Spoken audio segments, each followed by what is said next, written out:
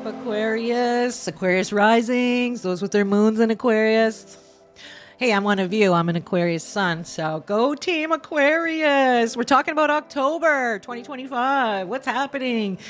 And so we will be talking about your astrology, and we'll be pulling some cards from our decks, the Power of 8 Chakra Lenormand and the Power of 8 Chakra Oracle. And I also have a special guest tarot card pull. Tarot of the Enchanted Soul by Yasmin Westwood. I love this deck, so that'll be fun. Okay, let's get started. Oh, by the way, if you're new to my channel, I'm Trina, your intuitive guide with a chakra vibe, helping you navigate life's energies. All right, Aquarius. So, Libra season. We actually are, at the time of this recording, we are in Libra season. So this is from September 22nd to October 22nd. Libra season with the sun in Libra hitting our 9th house. 9th is kind of a lucky house. The 9th house is a lot about expansion of the mind, learning, traveling, philosophy, energy healing. There's a lot too about foreign affairs and cultural and meeting new people, maybe from distant lands. And it's also, you know, a great house for publishing. So if you want to publish your own oracle cards, it's a good time. Or you're that ebook or the music or the painting or whatever, you know, the publishing vibe as well. So that's looking really good. It's kind of a lucky house too. There's always some kind of expansion in our world, and when things hit our 9th house. So, you know, it could be to you moving or thinking of it or dreaming of foreign places. Where do I want to travel to next? That could be a thing as well. The 9th house too is a lot about philosophy and religion, our belief system. So some of us might be sort of changing the way we see the world, or the way our viewpoints for how the world works might be changing. And that can even enter in like changing religions, for example. Things like that. There's just a lot of the mind expansion here. Really good time too if you're going to college, university, higher learning or teaching, becoming the guru, getting your doctorate, your master's, your PhD, that kind of deal too. A lot of that kind of vibe in the 9th house as well. So expanding our horizons. Now, just a few days ago, September 21st, we had an eclipse, a solar eclipse, which was a new moon, new beginning in Virgo. Watch my video. I have a couple videos on that. It's really important because it's a new beginning, new moon, which will ripple out for the next 6 months. So into 2026, even the energy of that. But it was strange because the south node of letting go was there, and the new moon and the sun were both at 29 degrees. That's an ending degree. So I'm like, okay, is this a new beginning or is this an ending 29 degree? Wow, it's sort of a mix of the two. It's a real chapter reset for everybody. And especially for Aquarians, because as we can see here, it's in our 8th house of transformation. Now I want to talk to you about the 8th house and what this means for the next 6 months, not just October, okay? Aquarius. The 8th house is a lot about the intimacy we share with other people. How intimate can we be with ourselves and with other people? There's intimacy issues in the 8th house. It's a very transformative house, like a phoenix rising kind of feel. Coming out of the dark of something into the light, we'll say, in a way. But the 8th house also have to do with money. And I'm talking that long-term money, your investments, your cryptocurrency. Watch my crypto solar or eclipse video there too. You'll probably be interested in that.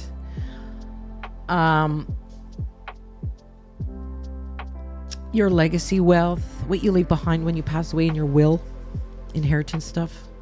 In fact, the 8th house can also mean, you know, death and rebirth. So we Aquarians might find that people in our circle are passing away. We might have to go to some funerals, we'll say. That could be a thing.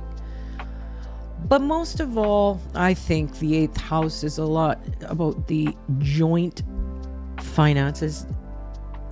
You know, when you're a couple and you share the expenses, or if you separate and divorce, and then there's like alimony and child support and all that kind of money. There's government money.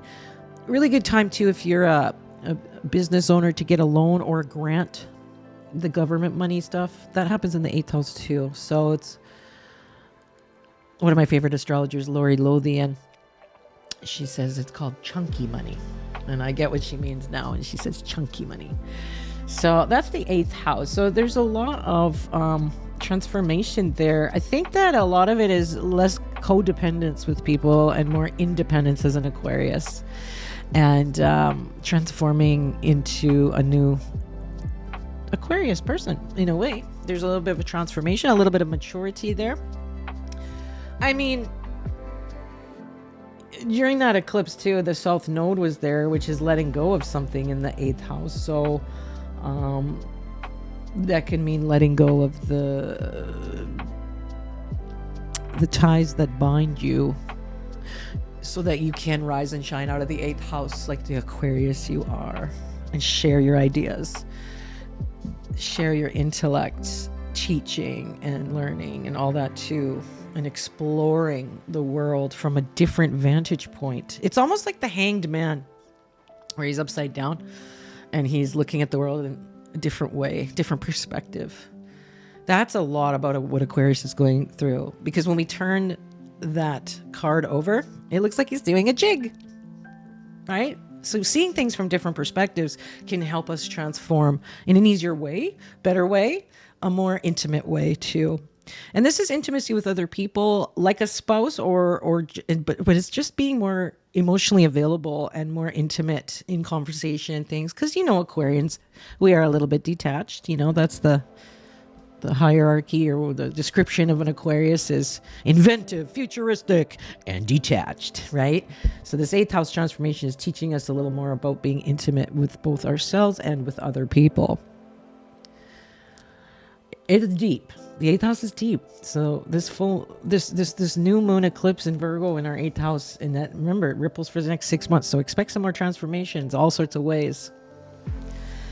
We could be receiving an inheritance or government money, or a good time to look at your life insurance and see if you can get a loan against it and then pay off some debt maybe, right? It's about your finances too, especially about your debt. It's about being a little more financially, fiscally responsible, financially responsible too. So there's a lot of transformation there and a lot of exploratory vibes for us Aquarians. Now, Venus has been in Virgo here, and it will be till about October 13th, 14th. Doesn't really like being in Virgo, but whatevs. Okay. That's in our 8th house too. So it's really telling us, Venus in Virgo is telling us, clean up our finances and clean up our codependency issues. And there is a capacity for wealth accumulation. But we have to sort of organize and get realistic with it. Virgo asks us to keep things pure. Venus there, she loves to spend money and be lavish and do all these wonderful goddess things and have beautiful things. But the Virgo part of it all is saying, yeah, but wait. You got to organize. You got to purify. Are you paying for things or on things that you don't need anymore, that you're not even using? It's really like taking a good close eye at the finances as well, and looking at where we are instead of being codependent, learning about interdependency. That could be a word you write down right now. Interdependency. What does that mean? Maybe not relying so much on government money too. That could be a thing for some Aquarians. Not relying on, when your husband or wife died, on the inheritance money or whatever. Starting to make your own wealth, make your own legacy. That's a big shift here. Venus in Virgo is telling us that. But Venus moves into Libra, which she loves being in Libra, because Libra is ruled by Venus. So that's happening around October 14th. So expect after that some more good luck vibes, the 9th house vibes, the philosophy, the expanding our horizons, getting more clients from foreign lands, getting more known across the world, maybe going on trips, being invited to places, all sorts of things like that. And it could be going back to university or college, or you becoming the teacher. You're the guru now, Aquarius. People are looking at you for counseling, advice, and guidance. So very, very transformative time, as we can see here, not just in October, but beyond. Now, October 6th, Mercury, the planet of communications and thinking and thought and smarty pants and messenger and communications. Okay, it's going into Scorpio, as well as Mars. Mars has just gone into Scorpio. So Mercury and Mars both being in Scorpio is nice. Actually, you know what? Mars has been waiting to come back to Scorpio for like 2 years now. And so there's like a cavalry and hello, we're so glad you're home, Mars, right? Scorpio party for Mars saying, welcome home. Mars loves being in Scorpio. Scorpio's ruler is Mars in traditional astrology. And so there is this good vibe of Mars being back. You're back, Mars. You're in your sign. You love it. You can do stuff now. And it's with Mercury, the thinker. So there's an action of Mars mixed with the thinking of Mercury for us Aquarians and Scorpio, and that's hitting our 10th house of career. So I am thinking that invisibility and reputation and expansion that way, and the legacy we leave behind, and that kind of stuff, right? Like what I'm saying is, there's action there, there's thought there, there's deep reflection, and there's changes happening in our business and career. Now, let's say you're retired and you don't have like a business anymore, or you don't have like a career anymore. It's like when you retire, you still do something. You still get involved with people in some way. Maybe you get into golfing. Maybe you get into creating things or sculpting. I don't know what it is, but I'm just saying you're still going to do something. You're not going to lay on the couch all day retired, right? Because that's boring. This is that energy of what do we do and the mark we leave behind and things like that, Aquarius. And there's a lot of power here with Mercury and Mars and Scorpio in our 10th house of fame, reputation. I mean, some of us Aquarians could get famous, or some video goes viral. Maybe this one. You know what I'm saying? There's a lot of and Scorpio's pretty deep and likes to get things done, almost like a bulldozer in a way. When it's intent on a thing he wants to do, Scorpio vibes, get her done and focused, and very good at detective work and unraveling the mysteries of an onion, right? All the layers, and getting right to the middle, getting right to the point. That is Scorpio energy for us in our career. Let's get to the point. Let's work on our messaging for transformation, because Scorpio is the sign of transformation. So there's a lot of talk about transformation in our lives as an Aquarius. There's a lot of doing the transformational work, the shadow work, the whatever we need to do to get from point A to Z. That's happening for us. It's very exciting. And the 9th house luck with the sun and Libra is bringing us some nice luck along the way. And because you're in Aquarius, you have that Pluto that moved into Aquarius for the next 19 years. Transformational planet. So much transformation for Aquarius. I do think it's our time to shine for the next decade at least, and beyond. At least through period 9 in Chinese astrology, period 9. Yeah, lots of technology, lots of futuristic, lots of ideas, lots of innovation. That's true. But there's a transformation there where we have the potential to become very, very wealthy as well. So, now what else, Aquarius? Let's look. Oh, Uranus is our modern ruler. So I like to look at Uranus, what it's doing. And it's in our 5th house. So there's some business there in the 5th house. It's stuff with our children. Not just October, but for a long time. We'll have changes with our children. We'll have ups and downs. It's volatile, Uranus. Uranus also rules technology and electricity and the auric body, the auric energy field and stuff like that, energy fields, ley lines, all that kind of stuff too. So I think that there'll be a lot of fun. We might get hobbies like making organite. We might travel and help neutralize ley lines or balance energy fields or something like that. I mean, there's so much more but the fifth house is a lot about being creative, and it can be about our entrepreneurial business. So it you know, if you are thinking about doing a business or getting to the next step, you know, for the next while, that's happening with Uranus's help. The fifth house is also fun house and games of chance. Some of us Aquarians can be very lucky in games of chance. And some of us can be lucky or have different experiences with love and romance in the fifth house, or pregnancy issues in the fifth house. So many different things here are happening for Aquarius. Like, it can get overwhelming. So just for October, though, enjoy the ninth house feeling of energy, healing, philosophy, imagination, and travel and exploration in all sorts of ways. It's so good, you know? Even just going to eat a new restaurant or going overnight somewhere on a weekend away from the house. Things like that open the mind can be very good.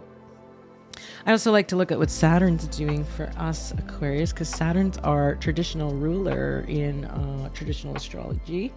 So we have two things happening. We have the North Node, which is our North Star, where we should be heading. And we have Saturn, our planet, there too, and that's in our second house of money.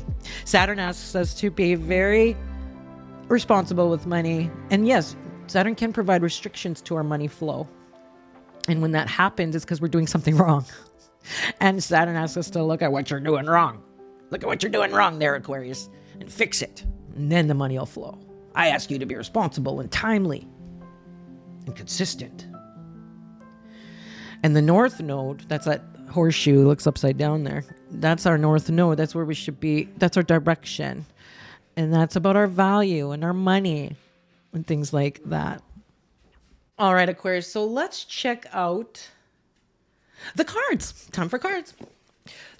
We'll pull some from our decks, the Power of 8 Chakra Oracle and the Power of 8 Chakra Lenormand. These are available on my website too as a set. Just check out my website, www.themoontree.org, if you're interested. Okay, let's pull a card for Aquarius in October. Such fantastic things happening for Aquarius. So exciting. What an exciting time to be alive. All right, Aquarius, let's see for you in October.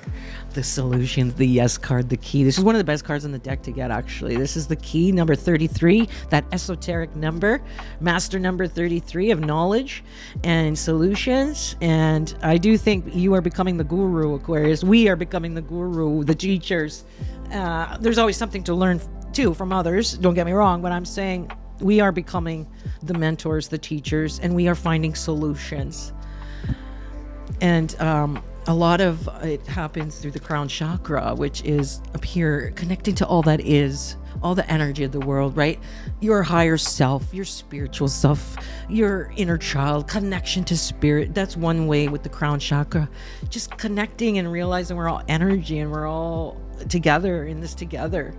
And the key, you know, this could be the key to your room because you're going on vacation, or maybe because, you know, the ninth house also is on the same line as the third house. This could be getting a new vehicle. Yay.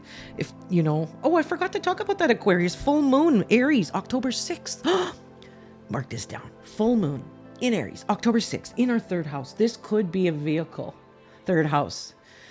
There is some kind of completion in the third house too, like of your something you've been doing in the neighborhood, maybe in a course of study, skills-based learning, something like that. The third house has a lot to it. It's busy, it's communications, it's marketing, and learning something too. But definitely there's lots with the mind, which Aquarians like, because, you know, we're an air sign, we like the mind stuff. So anyways, you'll get those solutions and they come as downloads to you.